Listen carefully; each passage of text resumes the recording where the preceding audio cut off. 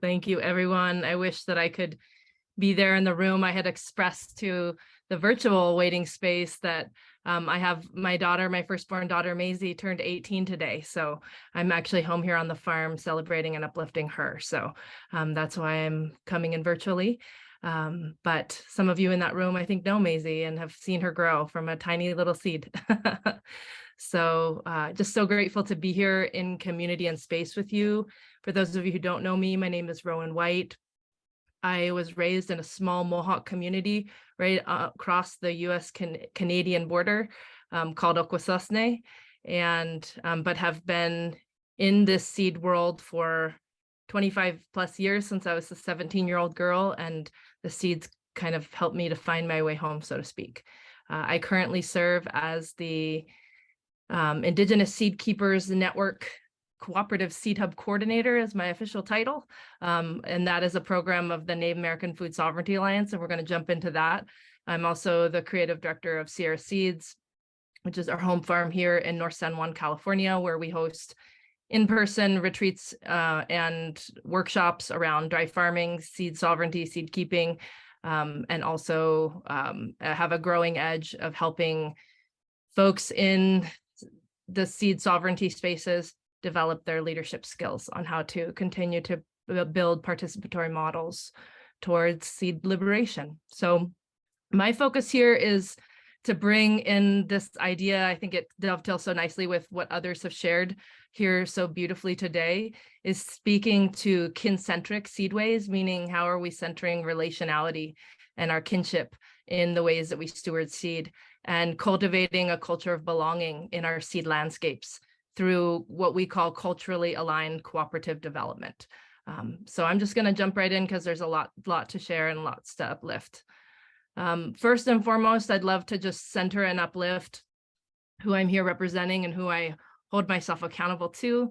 One is my Mohawk community, but as well the intertribal community that makes up our Indigenous Seed Keepers Network, which is really just formalized in the last, I guess we formalized in 2016, but really builds off of decades, if not centuries, of relational work that Indigenous peoples have done in North America to continue to steward seed and steward land.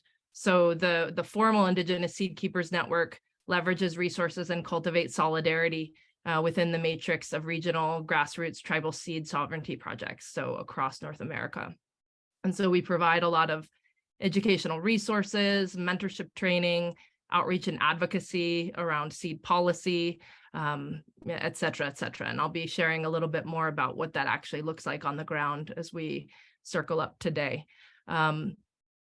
Really, our focus is supporting the creation of solutions-oriented, adaptive, resilient seed systems within tribal communities. Those are sort of our beneficiaries. And just do this in honor of the long legacy of people who have kept seeds alive on this continent in the face of incredible cultural upheaval and colonial violence. You can check we have an amazing array of videos on our YouTube at Native American Food Sovereignty Alliance. I'll go ahead and when we're done, I'll drop the link to this particular video where it showcases and it highlights the voices and stories of many of the folks within our network. The Native American Food Sovereignty Alliance really bases our programming around the restoration of Indigenous kinship, trade routes, and centering regenerative economic building or economies that align with our values. So really looking at creating a holistic seed to table approach with working with communities on the ground, and within ISKN, the Indigenous Seed Keepers Network, focusing specifically on building seed hubs and seed cooperatives, and making sure that those seeds find homes in communities and are celebrated and uplifted, and are nourishing people, as they have been for a long time. So what the focus of today, what I was invited here to talk about amongst many of my friends here in the circle, was to really uplift this growing edge of Indigenous Seed Keepers Network around how are we building what we call cooperative seed hubs. So over the many years of being in community and working with Native communities, we've done a lot of listening sessions. We've hosted a lot of gatherings and summits and circles to really get a clear understanding of the needs of Indigenous communities, both here in California and also across Turtle Island or across North America. And what I wanted to uplift and begin this conversation with is really naming and languaging the guiding principles that outline our culturally aligned seed hubs or cooperative seed development. Because I think in some ways, as Mariela had uplifted, there's, this idea of cooperative development, and there's a lot of different value bases that can shift and can change how cooperative development works. And so inside Indigenous communities where we have very specific and beautiful cultural values that guide our work, these are just a subset of some of the high level, broad paint stroke guiding principles that help us to move forward with our community organizing. So ultimately, we are valuing the collective over the individual. And from my time spent with many of you in the organic seed movement, sometimes Indigenous presence in the collective spaces, it's sometimes important, I think, to uplift Indigenous voices who understand that the responsibility of stewarding seed is a collective process, and we have a collective inheritance of seed that's held by many hands. And we really are focusing on not putting the burden of stewardship of these seeds and distribution of these seeds in our community on the shoulders of a small group, but finding ways to build structures that encourage inclusion and also what we call non-exploitative scaling. So how are we ensuring that? And from many conversations with folks who run small regional seed companies up to very national large seed companies, I think a lot of you feel the burden and stress of being a couple of people providing seed for a large region. And that's not how seed has been stewarded across the tens of thousands of years that agriculture has been in existence. And so how are we building more traditional collective models for seed stewardship? We focus a lot on intergenerational legacy. So we recognize that seed work is long-term, slow work. It's intergenerational, it's relational. And so we take this intergenerational approach by always committing in the work that we do to growing the next generation of seed keepers. And we always laugh. In our communities, we always say, it's not child labor, it's passing on tradition. So my own kids probably roll their eyes when I say that, because they've definitely had to be a part of this intergenerational work. Another piece is really making sure that we're focusing on relationality over transaction of structures that are transactional. So in our Indigenous communities, we understand that that we have a reciprocal relationship to seeds. We have many cultural covenants and cosmologies and understandings. And so we are always, as an entity who's helping to support the development of seed cooperatives and hubs, we are building seed sharing systems that honor this relationality over transactional profits. So we are thinking radically about how to uncouple seed distribution with capitalist systems that are exploitative and extractive. We really focus a lot in our work around this idea of kin-centric work, and we recognize that our seed stewardship landscapes require a reciprocal approach with our more than human relatives, including the land and minerals and water.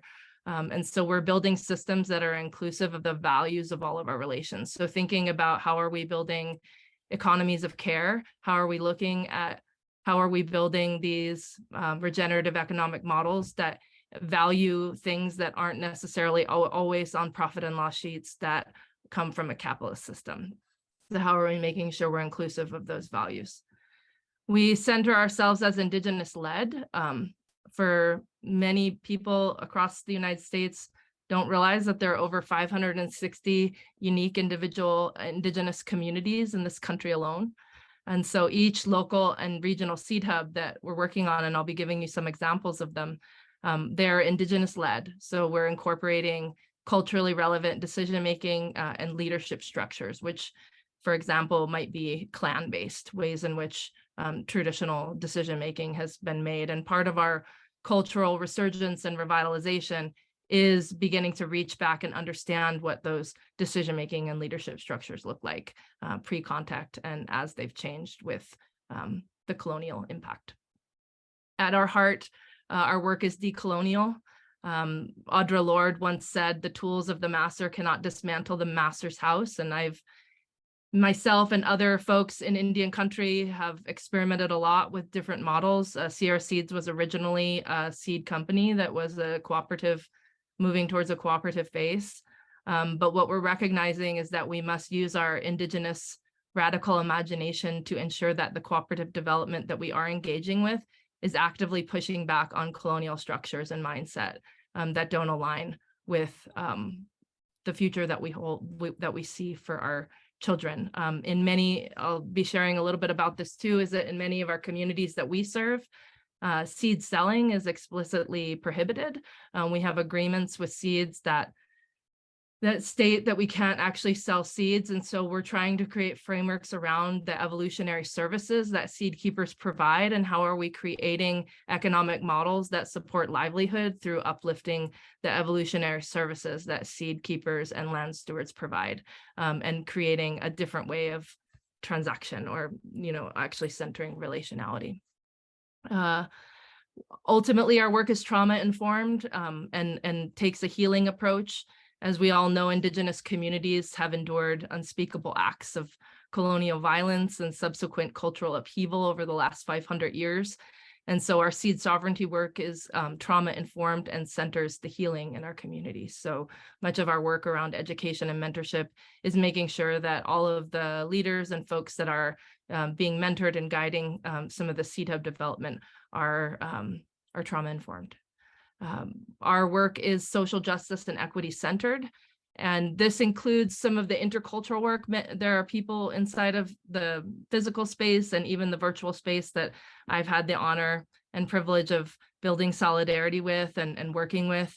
And so there we see a real need to build intercultural alliances that leverage resources for Indigenous cooperative seed hub building to restore equity to our historically oppressed communities. So what are the ways in which we're working with settler communities and also other historically marginalized communities to continue to build those strong alliances and leverage resources so that we can ensure that we can build that strong foundation for that revitalization that we see. And last, but certainly not least, the work that we do is always cultural centric. So the movement of Indigenous seed and foodways revitalization is inextricably linked to cultural restoration and cultural expression. And so we support the building of entities that place our cultural and spiritual teachings at the center. And that's something that I've been really honored to come into the larger intersectional organic seed spaces to remind folks that it's so important for us to bring this care and love for our communities and our culture into the seed work that we do, and how can we continue to uplift that. So I will move to the next slide. Ultimately, what's up under all this is that if we understand our relationship to seeds in many of the Indigenous communities that I have the honor of facilitating in and leading and supporting, is that many of us have cosmologies and cosmogenealogies where we see ourselves as lineal descendants of our traditional seeds. So we are literally relatives to the seeds that we steward and care for. And so how are we making sure that this relationality and understanding is woven into the ways in which we're building structures that where we can care for our seeds across the generations. Another piece that's important when we speak about the role of Indigenous seed stewardship and that continuity and the importance of building seed hubs that maintain that continuity and provide livelihood for seed stewards is that there is a very distinct cultural dimension and a reflection of biodiversity. So, you see these beautiful pictures of these, prisms of beans and corn and squash, and all of us are in that seed catalog phase of our winters, like looking through all these amazing offerings that different communities and catalogs offer. And what's up under that is a long legacy of Indigenous stewardship, where that resiliency that is inherent in diversity, that has allowed food systems to adapt to the ever changing face of Mother Earth. Our Indigenous ancestors and your Indigenous ancestors from wherever you are, descend from and come from, understood that our survival on planet Earth is inherently dependent upon this biodiversity, that plants have an incredible capacity to adapt much more quickly than our human bodies can. And so what has happened over the generations is that this value of diversity has become encoded into cultural teachings and cultural expressions through ceremony, through rituals, through practices. And so, in my work with my Haudenosaunee and Mohawk community is that we have a wide breadth of diversity of corn, beans, and squash. And the value of those is encoded in our ceremonies. You need certain corns to be able to have certain ceremonies. You need certain foods to be able to proceed with other cultural teachings. And so our ancestors safeguarded the value of that diversity inside of our cultural institutions.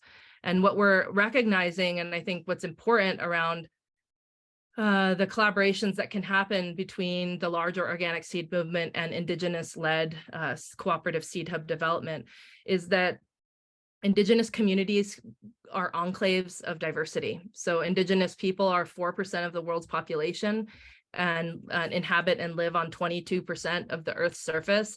And on that land, 80% of the planet's remaining diversity exists.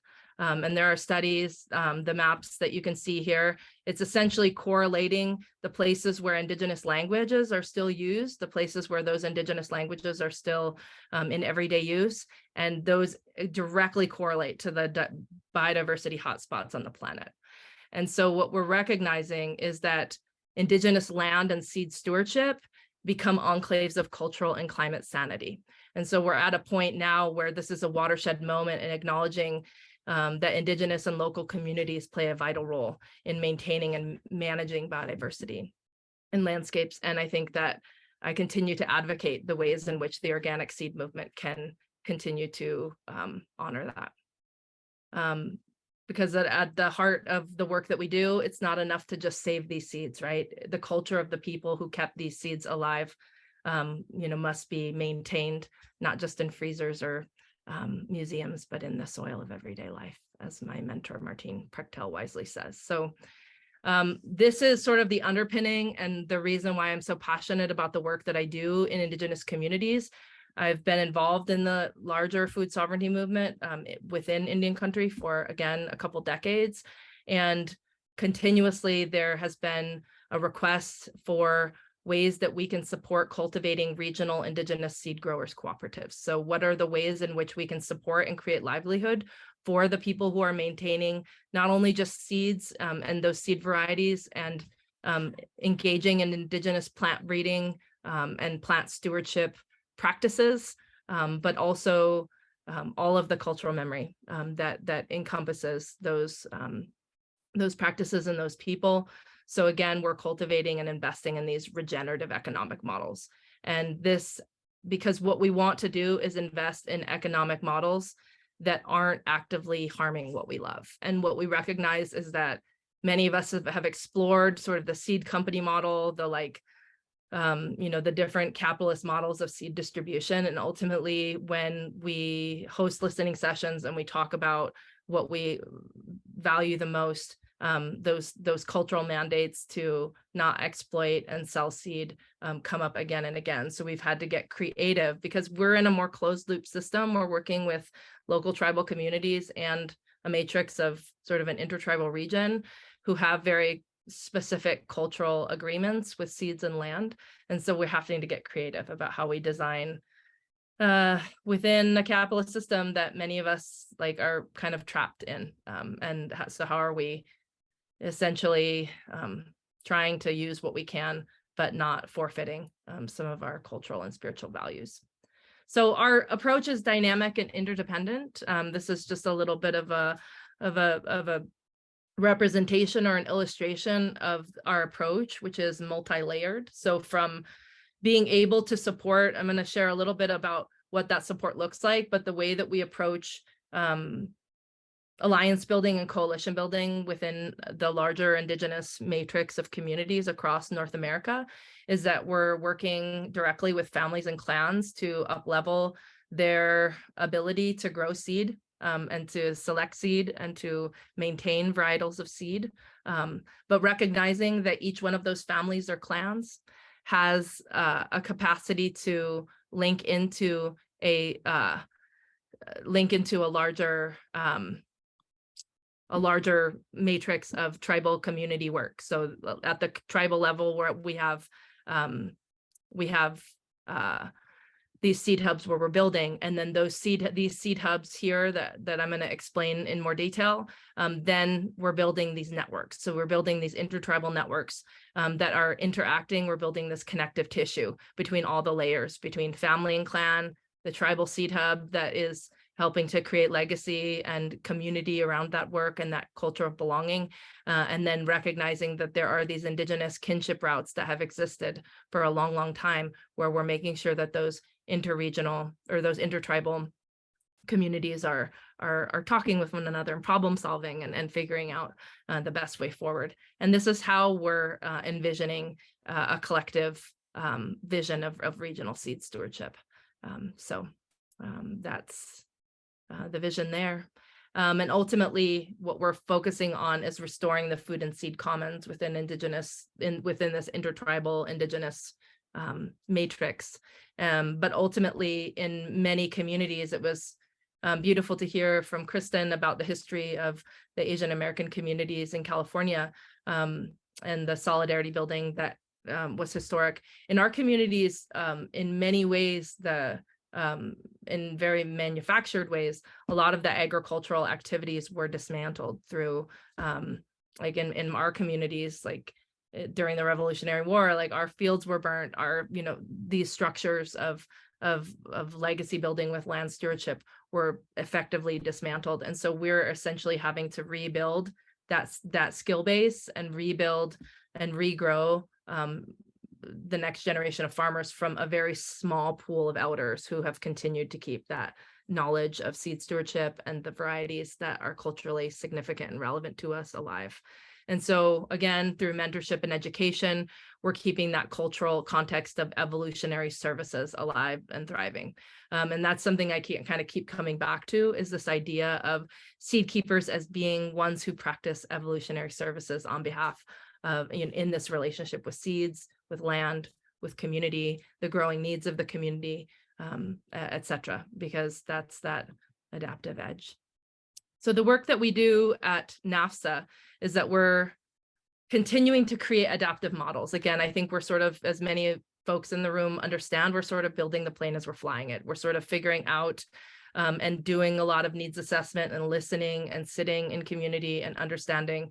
And then we're trying to create an adaptive model, which essentially is hybridizing cooperative development, economic cooperative development, with nonprofit capacity building. So what are the ways in which, through that social justice and equity lens, that we're leveraging dollars through our nonprofit avenue to begin to build capital and to begin to resource communities, so that ultimately, in the end, we are also building sustainable economic structures that aren't grant reliant and grant dependent, but recognizing the need for that foundation building. So NAFSA is a 501c3 nonprofit who provides fiscal sponsorship for seed hubs across the country.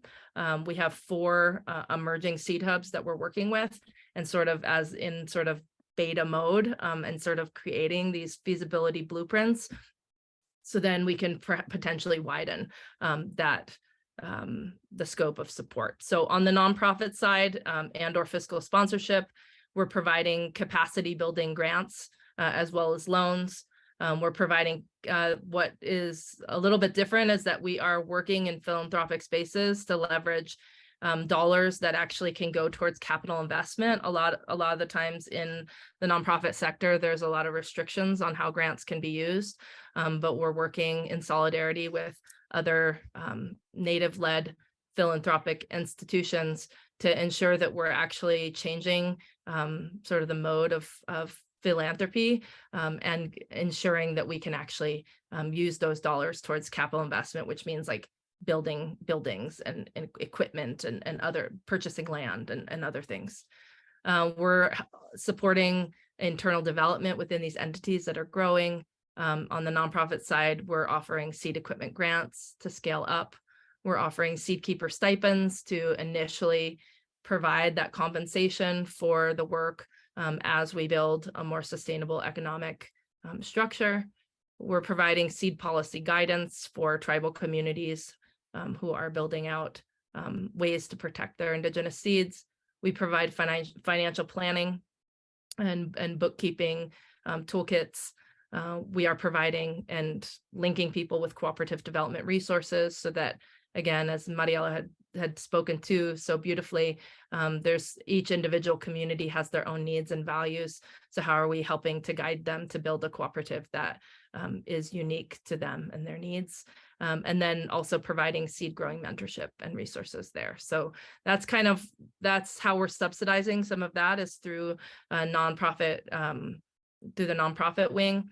And then each individual seed community, and I'm going to share with you 3 models, is a community stewarded economic cooperative. So in each one of these instances, each community is a hyper-local community that's linked up with an intertribal region, and they're creating plans and blueprints to create sustainable funding through value-added services and products. So not necessarily a seed company model, but finding other ways to kind of internally subsidize the seed stewardship work so that we're not going directly against some cultural mandates. We're inside of this economic cooperative, there's creative business development. I'll share with you a little bit about the Akwesasne Seed Hub and how we've created a whole matrix of food-related creative business development opportunities. We are centering autonomy and self-determination, making sure that each community has their own decision-making structure that aligns with, again, their cultural values. And then creating seed distribution through kinship networks. So one model that we're currently working with is working with shares over selling directly for money. So instead of seed packets having a transaction of like $4 or $5 a seed packet, we're creating an economic value added stream where it's a share structure as opposed to, so we're kind of uncoupling that, like I'm buying the seed from you. No, we're actually supporting the evolutionary seed stewardship services that the seed keepers are providing and uncoupling that transactional seed company model. And so NAFSA, Native American Food Sovereignty Alliance, who I work with, we're providing emerging seed co-ops with technical assistance. So we set up a technical assistance plan and oftentimes a fiscal sponsorship agreement to do strategic mapping and facilitation. I do a lot of that. Cooperative economic development, I do some of that. And then we also link our Seed Hub folks up with consultants who can help them develop that even more. We have staff in place at NAFSA who do financial training and financial planning with our Seed Hub folks. We provide seed equipment scaling consultations, so ways in which we've built toolkits so that people understand from low-tech seed cleaning equipment all the way up to extremely high-tech scaled seed cleaning and seed processing equipment.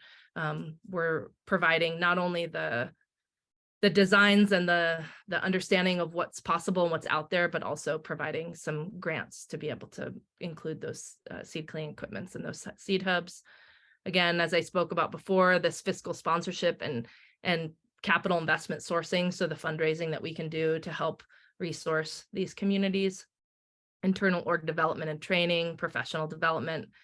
One thing I'll speak of just in a minute here is just a training on our seed census and our seed sovereignty assessments. That's a big part of what's up under the development of these cooperative seed hubs, is actually getting a clear understanding of what the state of seed is in one local community or an intertribal region, and building that seed cooperative to be in direct response to the needs in that community from those seed censuses. And And this is basically asking the question, how seed resilient is our community, and how can we increase the seed resiliency in each community with these cooperative seed hubs. We are scaling up seed sharing, prototyping, and design. We're providing cultural memory banking support, as well as seed storage and record keeping training. So these are just a suite of services that we're providing and continuing to develop resources for our communities who are involved with us.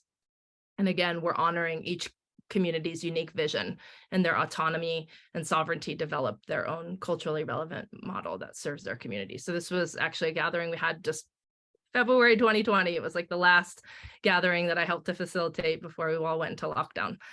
But this gathering has evolved into cooperative organizing, where we are getting clear with the organizing team around our values of cooperation, so that we can work together long-term to sustain the relationships that it takes, because this work is long haul work. It's not something that happens swiftly or quickly. And especially in trauma impacted communities where there is a lot of tension points and places where conflict needs to be resolved in order to move forward. We just move at the speed of trust with this work. So we're just continuing to work in spaces. We're hosting a lot of community listening and visioning sessions. This is just a screenshot of one of the slides of a facilitation where we're asking the questions around what is our definition of seed sovereignty, and asking people to lean into their vision of what seed sovereignty could look like in their community in 5 or 10 years, and creating these blueprints. So what we always want to do is center this vision of seed sovereignty for our community. And then there's a hub of different questions and things that we're addressing as we begin to move into a design framework with our communities, and how are we designing these seed hubs to directly address the needs that exist. So this is a graphic facilitation piece from that event that happened in February 2020. This is just like one slice of some of the harvesting that happened from our time together.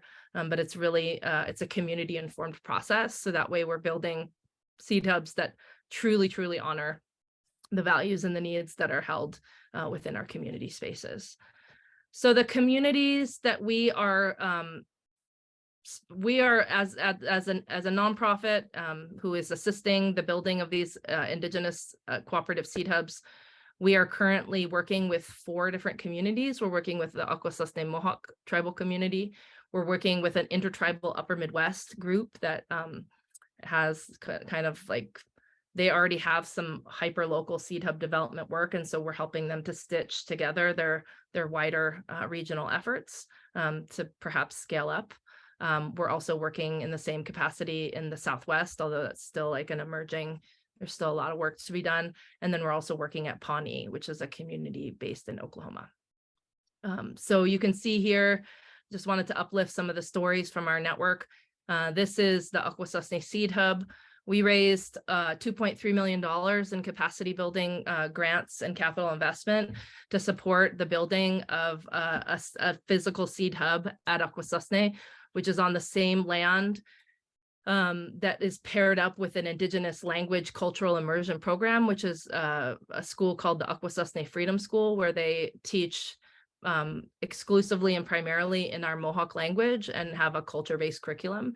And so that the needs in the community was that that intergenerational legacy building and skill building was so vitally important. And so we secured a building that was on the same campus as the Akwesasne Freedom School and have built out a beautiful space. There's 160 acres of farmland. There's a seed room, food storage room. There's a commercial kitchen where classroom, like cooking, like seed to table classes can happen. There's cold food storage, there's a butcher room, there's classroom space, there's outdoor classroom space. So it becomes a living classroom. The Seed Hub is essentially a living classroom, not only for the youth in the community, but also for the wider community at large, for community workshops to happen. We've put some of that money into seed cleaning equipment. So we've built both a mobile seed processing unit that can move around the community to help some of the larger operations and seed keepers who are providing seed through the Akwesasne Seed Hub, as well as low-tech set up so the kids can just like shell corn and seed screens and all of those things. So from like low tech, like lots of people involved, but like low tech, to some higher tech seed cleaning equipment that some of the larger scale farmers can have access to help scale up their work. So this is a dream of mine and prayers for 25 years. I did my thesis work actually on this particular idea and project. And so it's taken a few decades to begin to come into fruition, but this is really riding on just the resilience of, you know, generations and generations of Mohawk people keeping seeds alive in the face of unspeakable atrocities. So we're thrilled and excited. We're finishing up construction this summer, and then programming moves forward. And we're also working with the Pawnee Seed Preservation Society. They're a clan-based cultural seed hub, so they're actually working to restore the seed bundles in all of their 8 Nasharo clans. So they have a different setup, and so we're just helping to support some of their internal organization development so that they can provide proposals to actually do some more capital investment work and receive some more support for some of their capacity building that they're doing. And then this is just some snippets from some of these gatherings that we've been having in the Southwest. We're doing some initial seed sovereignty assessment work in the Southwest and some listening sessions to be able to determine what level of support that this intertribal group wants and needs, and as they begin to build out their work. And so if anybody is interested in some of the resources that we've developed through our seed sovereignty assessment toolkit, I'd be happy to share some of that work that is all around this Indigenous seed census work. So where we're asking questions and providing a process where we're trying to understand the health and state of seed in our tribal communities and determine through data collection how seed resilient are we. So there's quantitative aspects of the seed census, there's qualitative aspects of the seed census, but essentially what we're trying to do is get a sense in any community of like where are we at, getting a snapshot, and then being able to take that snapshot across time and see how we can continue to design and prototype cooperative systems that support the current need.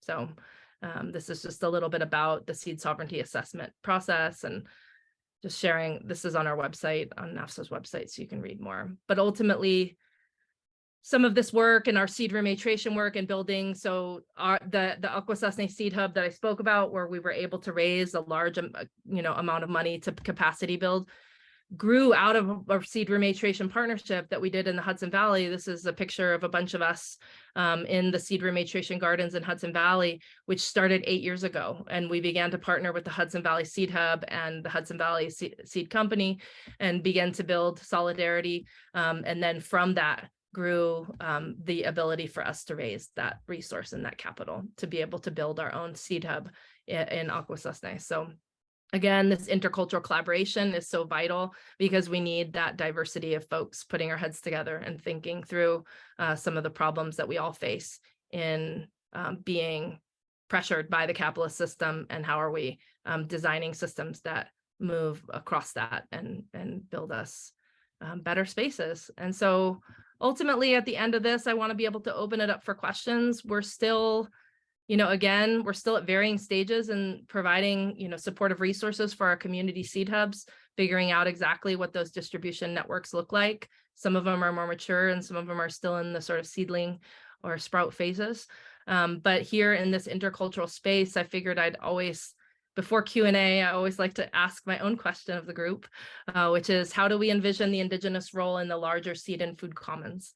And how do we coordinate collaborative efforts to care for our seeds that's in right relationship with our Indigenous cosmology?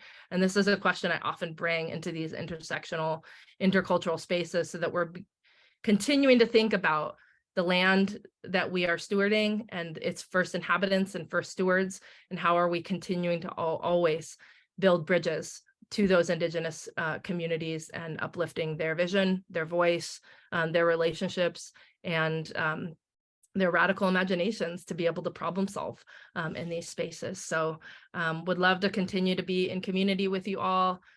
Here's a little bit of ways that you can support us and ways you can continue to keep up with our work at nativefoodalliance.org. I talk a lot about this on my Instagram, and we also have an Instagram for Native Food Sovereignty Alliance as well, which will continue to uplift our cooperative seed hub development in Indian country. So with that, I guess I'll just open it up to the floor, and if folks have questions, would love to answer them. Yeah, as before, I think if we can, if there's anyone in the virtual space that has questions, we'd like to invite you first. And obviously we can come back to you too. Anyone else have any questions or things they want to have a conversation with in regards to Rowan's presentation? Yeah, I'm gonna pass. So we're gonna pass this. Okay. Oh, I think we had somebody from the virtual space asking. Rowen, I live in the Central Coast of California, and last year I always participate with the Slow Seed Exchange at the Santa Barbara Seed Swab, and met a group of wonderful young Chumash women, mostly. We're so excited to be mentored by you, and I was hoping for a way to keep in touch with them, how we can support that from where I live, and but they're apparently doing their own thing, and there is just not much for cultural seed keeping here, and I would love to help that happen in any way I can. It's mostly a white community, basically a white county. So any thoughts on that? Yeah, absolutely. It's a question I get often, is like, how can we support? How can we connect? How can we relationship build, you know, in this, in these intersectional or intercultural spaces? I did drop my email address also into the chat so that folks can have access to that. We can get it to participants in the room. But a lot of the times what Indigenous Seed Keepers Network and NAFSA commits to is continuing to just like build that connective tissue and try and build spaces where that relationship building can happen, you know, and with, I guess I'll just say from an example point of view, like with that seed rematriation project that was in the Hudson Valley, that started off similarly. It was just like me connecting with Kay Green and others, like just a couple people and like a very small relationship building context. So perhaps you with some of these Chumash people building trust and building relationship on a very small level.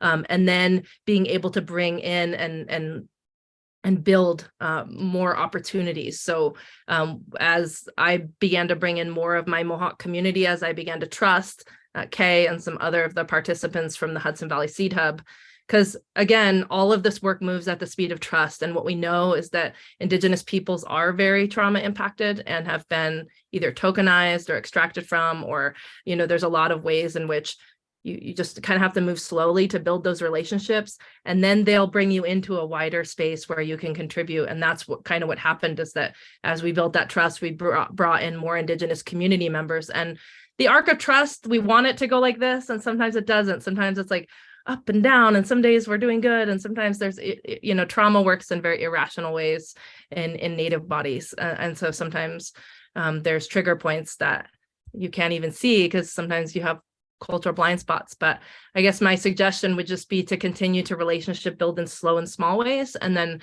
continue to build that trust on that very intimate, vulnerable, personal level with those folks, and then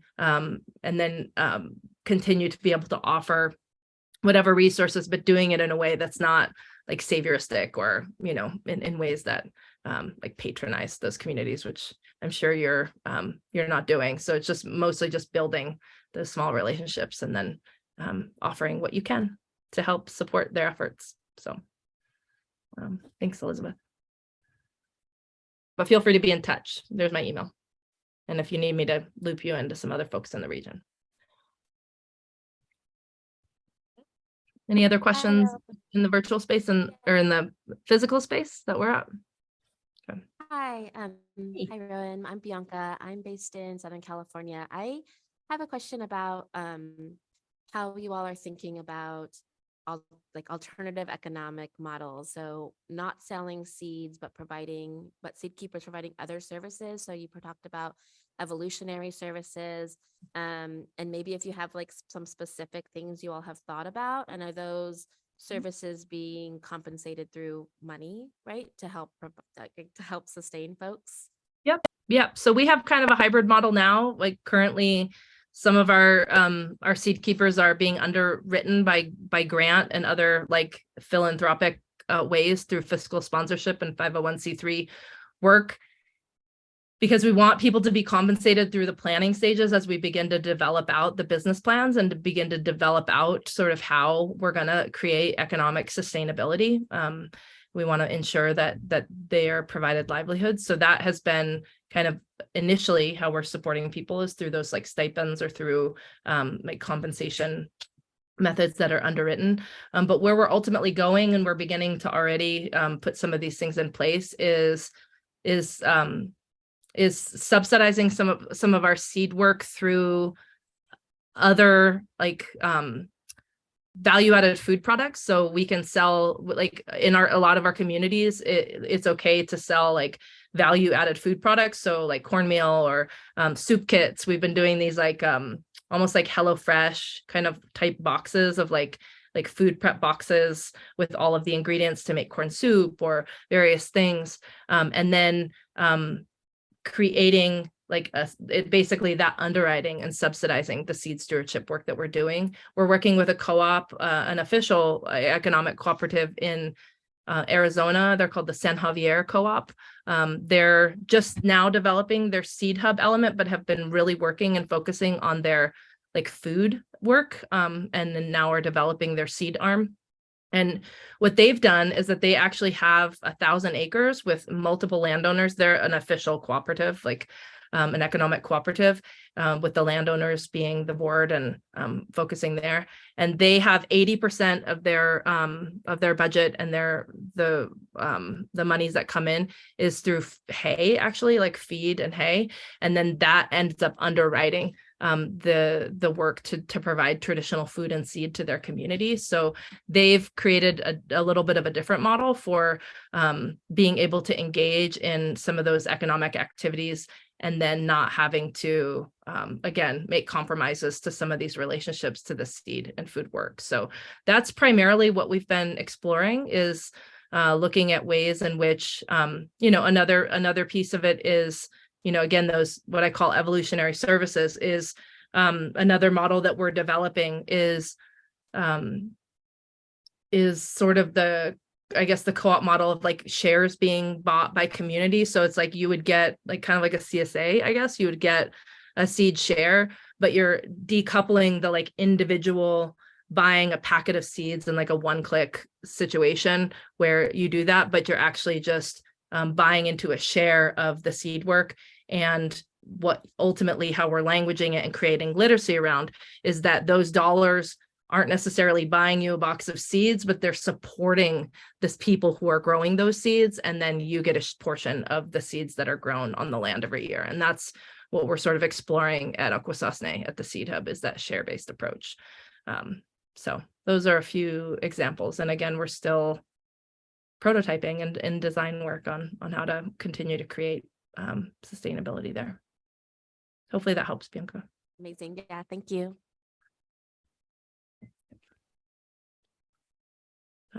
Any other questions out there?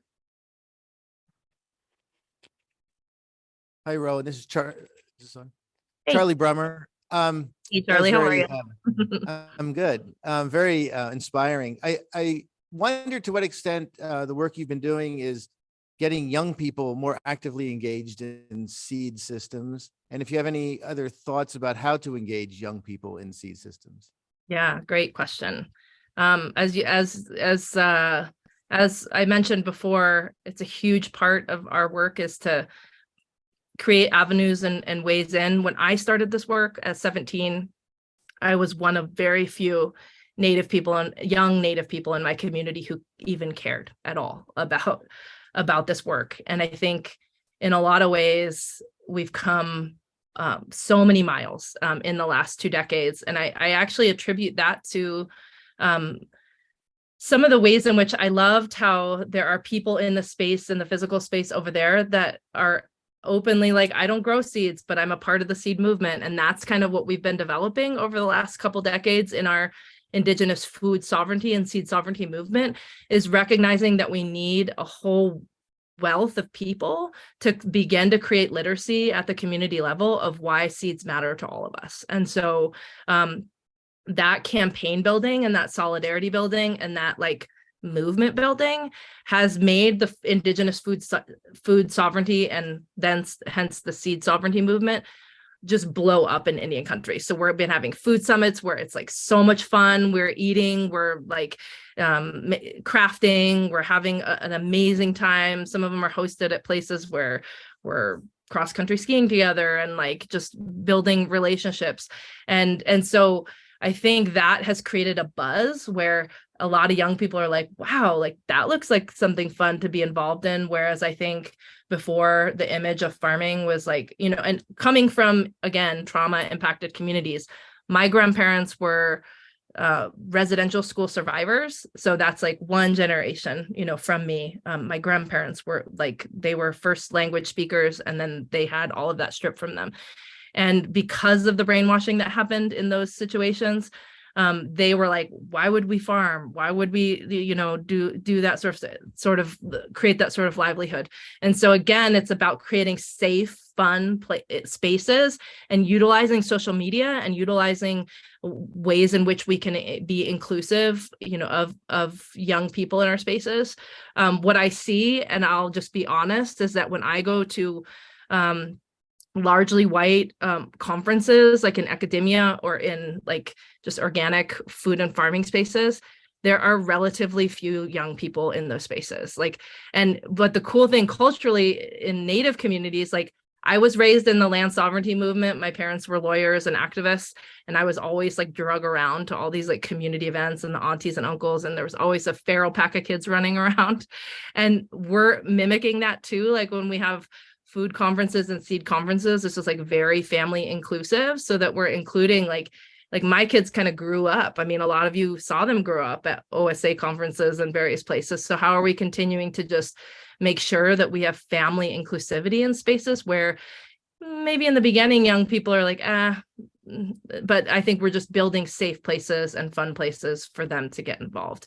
And I also think that, I guess one other thing about this is that I feel very, very committed to not only apprenticing myself to elders who have long-term cultural wisdom and knowledge, but I think if you're over 40 and you're not apprenticing yourself to somebody who's like in their 20s and younger, like these young people are coming in with incredibly beautiful, like quantum ways of looking at the world and non-binary, beautiful or community organizing building. And so if we're not building academic spaces or movement spaces that invites and includes their brilliance and their creativity and their radical imagination, then I think that we're setting ourselves up for failure. So I think just ways in which we can use like mixed media, social media, and creating fun, inclusive spaces so that they can see that the seed work is fun and is, you know, not just drudgery. So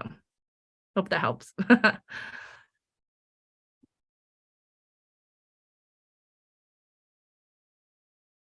Anyone else have a? Yeah, we need more feral kids. I'm just uplifting a comment in the chat. We need more feral seed kids, man. Over here. Oh, we got one kid. That's right. Yes. Yeah. Anyone else have any things they want to ask or speak with Rowen about? Or in the virtual space?